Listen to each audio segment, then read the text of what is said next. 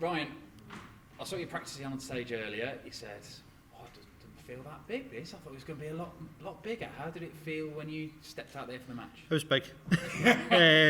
I'm not going to lie, I was a bit nervous playing that game. The back of my mind saying this is my first time here, I want to win my first game, and I kind of put the pressure on myself a bit and didn't play that great. But I'm through the game, I've dug deep, won the game, and happy with that. On to the next one now. First appearance at the William Elwood Championship, first appearance in a set play format in PDC darts, and really worked to your advantage because the big moments you managed to win, only beaten by one leg, but 3-1 in sets. That's all that matters, eh? Set play is different for me. I've never played that, with the PDC. It's always been, first to six or whatever. But I'm just happy to get the 3-1 win and, on to the next one now. So happy with that. 12 months ago, fighting it out in Robin Park Tennis Centre in Wigan for a spot on the tour in Q School. Finally got there, and look where you are now, winning games of the biggest darts tournament in the world. Yeah, first couple of days I done pretty well. Maybe even 3 days in a row I done pretty decent.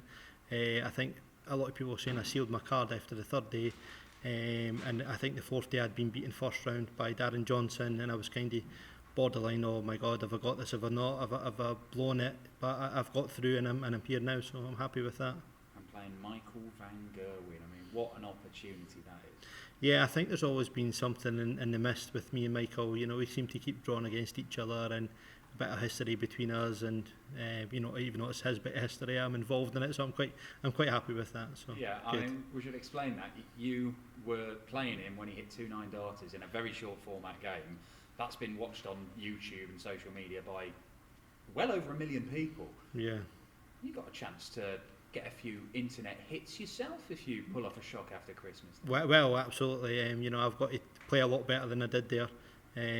But Saturday's a different day, and now that I've had that little bit of experience on the stage, hopefully I can play a bit better and put a challenge up against Michael. Michael's obviously had a tough year this year by his own ridiculously high standards. Do you think he's there for the taking? I think so. I think Michael's, even though he's had a dip in form, he's still playing well, even though the games he gets beat, and a lot of people don't see that. They just think, well, Michael's been beat. But he is still playing pretty well, and he is still there. He beat everybody, and everybody's there still to beat him. So, as I said, Saturday's a different day, so we'll need to focus on Saturday and hopefully, put a bit of pressure on Michael early doors and, take advantage. But we'll see. Looking forward to it. Well played. Okay, thank you very much. Ryan, when the draw came out, Lourence Ilagan was a very tough game, somewhat of a cult hero here. Was that easier playing him without fans cheering him on than what it would have been, perhaps? I think he's had the experience of the fans. This year I haven't had any experience of fans being in the place. Do they shout on him? Do they shout on me? I don't know. So it's hard to say. I was interviewed by a German TV company, and the stat they gave me was he had lost 9 first rounds on stage, and maybe that was a little booster. I don't know, but I've got through it, so I'm quite happy with that. And just looking ahead, your year couldn't have gone much better, could it? Obviously, everyone wants to be here. Just what was it like coming here, driving up that hill, and just seeing Alexandra Palace on the top for the first time? Well, unfortunately, I was sat in the back of the car. My partner's, 6 foot, so she had to get the front seat. Unfortunately, I was watching it from the back, but it was good. We got a couple of quick photos at the start, and I was thinking, we're here. We are actually here, even though you've qualified. When you get here, you're like, we are finally here. So, it was quite a good experience driving up. That's what you said there. Does reality almost hit? Oh God, this is it. Well, the biggest thing in the sport. Sure, that's it. This year was all about learning the game.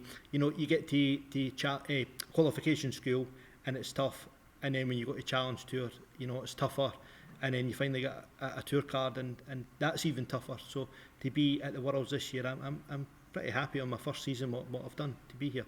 Right, thank you very much. Thank you. Congratulations, Brian. Thank you. Big results for you, and you said you must take a lot of heart for the fact that you came through the nerves and showed a lot of mettle there in the end to come through what was a tricky first round tie.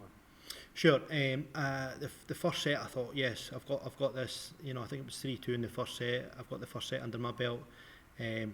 Backstage, quick toilet break, and then back on, and then playing the game, and I think he won 3-0 in the second set, and I thought, oh, here we go. And he'd played quite well in the second set. I hadn't played that great, but you know, he done his job, and it was 1-1. And I went off stage, and I think one of the officials had said, you're standing in the exclusion zone, and I thought, oh, you know, you don't think of that because I'm not used to that. You know, I'm just walking back behind the player I'm playing, but I kept thinking in the back of my head, am I standing in the yellow, am I not? And you know, I finally stood out and got on with the game, and you know, a couple of good scores at the right time, put a bit of pressure on him, and you know, I was happy to take the win. Would it be nice to be remembered for taking on Michael van Gerwen, but having beaten him instead of his 9 darters? Absolutely. That would be magic to do that. You know, come Saturday, hopefully, you know, we're having this interview again, but you know, we'll just have to wait and see.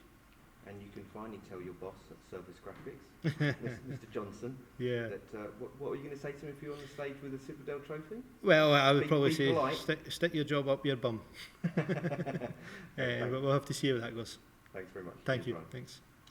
Ryan, just a couple of questions on your year so far. Obviously, when you gained your tour card, you would have been hoping you'd be there every week on the Pro Tour. It maybe has been a little bit curtailed by the coronavirus, but you've achieved a lot this year, haven't you? Sure, I think I've probably practiced more than ever this year, you know, with being at home, and when you are playing some online tournaments, you have that sort of weight in the middle, so you are still practicing then, and even though, you know, a tournament it can last 4 hours, if you're not playing, you're practicing, so you are practicing 6 or 7 hours a day, and you know, I am still working, so some days, you know, I'm only getting half an hour's practice, you know, if I'm a bit tired after work, you know, but it's been a good year. I'm quite happy.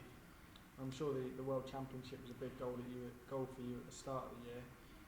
What are you looking to do next year? Is it push to the top 64? Yeah, absolutely. I think next year obviously is about keeping your card, you know, getting into the top 64. That's the main thing. And then if it's a slow progression to get, you know, further and further up the ladder, then I'm quite happy to take a slow progress to get there. You know, as long as I stay in the 64 to have that opportunity to get up the ladder.